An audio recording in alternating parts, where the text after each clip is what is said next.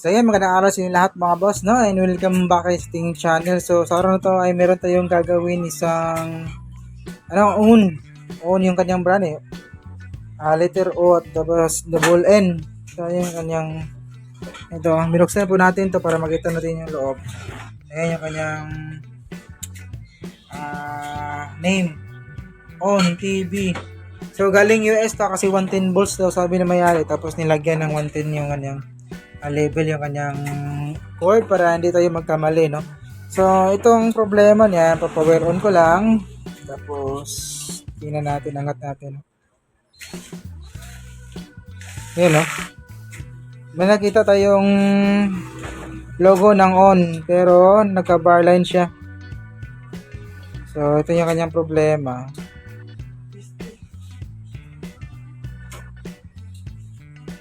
So bar line yung kanyang problema, no? So ito yung subukan natin gawin at sana ay magawa natin ng paraan. Yun. So dito mapapansin natin ito yung kanyang T-con board, oh. T-con board niya, akala ko kasi yung unit na ito is ano siya, ng JP panel, walang clock signal, pero meron namang nakalagay dito, nakalabel dito sa kanyang T-con board. Yan, oh.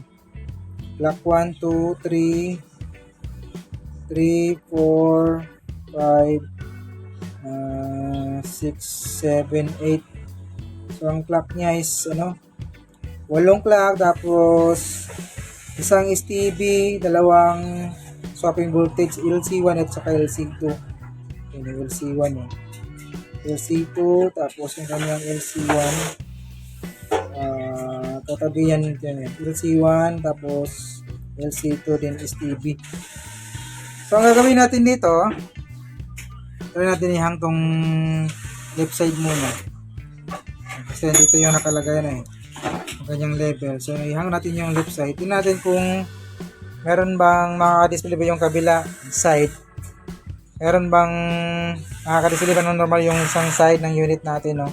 So kung dito, kung ganoon pa rin siya, hindi siya makapag-display, lipat tayo sa may kabilang side. Balik natin to, tapos ito namang right side yung ihang natin.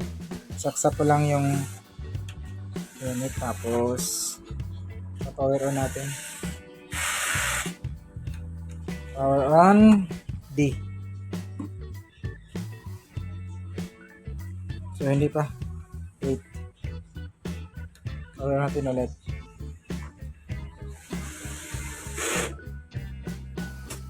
Ayun.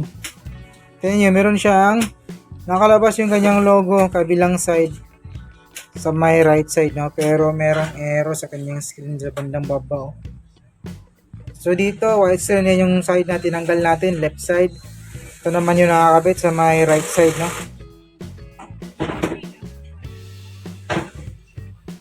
So alam natin na sa ganong paraan, nalaman natin kung saan banda yung problema, no? Which is yung left side. So left side yung problema, so dito tayo mag-focus sa may left side niya. Kaya natin yung kanyang right side, no? And tatanggalin lang muna natin yung kanyang cover para malaman natin dito na side. Matingnan natin yung kanyang top board para malocate natin kung saan linya dito yung kanyang clock yung bablock natin, no? So pwede blocking, pwede removing, so depende na yan. Tingnan natin kung anong pwedeng gawin natin dito. Yan, so dito mga boss, bali yung ginawa natin is dito na side yung may problema, di ba, sa may left, no? So ginawa natin is nag-block po tayo. Ayan, yung blocking natin is 15 pins. Ayan, mula sa may gilid dito sa pinaka first ng ating ribbon, first pin. Yan, magbilang ng 15 pins hanggang dito sa last from hanggang sa LC8. Ito to, LC1 pala, clock 1. Kasi dito yung clock 1, baliktad kasi yung nito eh. Yung clock 8 niya is nag-uumpisa doon, yun yung kanyang clock 8, tapos dito sa panghuli, yun yung kanyang clock 1. Kasi yung LC1 dito sa TV, pin ano po yan? Pin number 3, 4, 5. Hindi, ano pala? Pin number 2, 3, and 4. So, bali yung pin number 1 is ground niya, bali sinama na po natin yan para diretso na yung blocking natin. Ito yung tape ito yung tape. Tapos 15 pins yung blocking natin. Tapos yung resulta, Naka-display naman siya. Ang problema, karoon siya ng fine lines. Ang mapangit yung kanyang linya sa may display sa may left side natin. Meron nagkakaroon siya ng fine lines, no? Guhit-guhit. Yung kabila, normal. Pero dito sa may side na to, meron siyang fine lines. So, ito yung kanyang resulta. Ginawa natin is, pinagdudugtong po natin kasi na-block na po natin yung clock niya dito. So, dito naman, yung clock natin is pinagdudugtong po natin yan. Yan yung clock niya, papuntang source scope. So, nirektan natin sa may ground yan. Simple procedure lang sa 1K resistor, no? Kung nagmamadali ka, pwede ganyan. Kung hindi naman, pwede rin lagyan mo ng 1K resistor. Pero kung ako tatanungin, same lang yan. Same procedure lang yan. It's either meron resistor o ganyan lang. Same lang po yan ang resulta, no? Yan.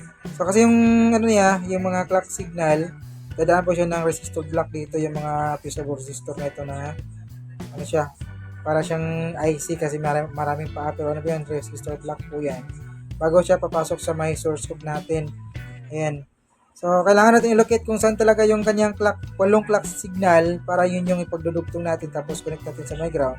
Bago po natin isama yung kanyang LC1, LC2, STB, and the rest na mga supply at saka signal, no? So, yung pinadugtong lang natin is yung kanyang clock to 8, then connect natin sa my ground. So, wala na po tayong cutting dito kasi na-block na po natin yung source ng ating clock signal. So, pwede na po tayong magdugtong dito and pupit natin sa may ground. So, ito yung kanyang resulta. Papawaron ko lang. Ayan, angat natin. So, yun, di ba? Nagbuo ng kanyang logo na on. And kuminis po dito sa may side na ito. So, pindutin ko lang yung dito, menu. Sana kayo yung menu. Sana nag-menu siya. Ayan yung menu niya. So, kuminis na po yung kanyang screen. Ulitin ko lang para makita nyo. Power up natin. Tapos, po natin ulit. Tingnan nyo yung gilid dito. Mag-inis na po siya. Matapos nating maidugtong yung mga clock signal. Kanina, pangit po yan. Hindi ko lang napakita, no? So, ngayon, smooth na siya. Ayan. Pero, meron tayong error na hindi talaga makuha yung dito sa may bandang baba, oh. Yung guhit-guhit na yan. Hindi ko talaga makuha yung kanyang problema. So, bali, explain na po sa may-ari na yun na talaga yung kaya natin. Marirepair lang yan. Mariresolve ba yung kanyang problema kapag nagpalit ka ng bagong panel. Pero at least, nagawa pa natin na para napadisplay natin siya ulit na normal. Yun nga lang, meron siyang linya sa may babang side. Pwede naman yan takpan natin kung medyo masilan yung mayari, no? Pero explain pa rin natin, dapat makita na yan para malaman niya na ito yung resulta. Ayun, so hanggang dito yung video natin mga paps, and sana kahit pa naman ako yung yung ginawa ngayon, no? Make it video as always, and this is Ruby Sarang Cosette. See you in our next video. Bye-bye.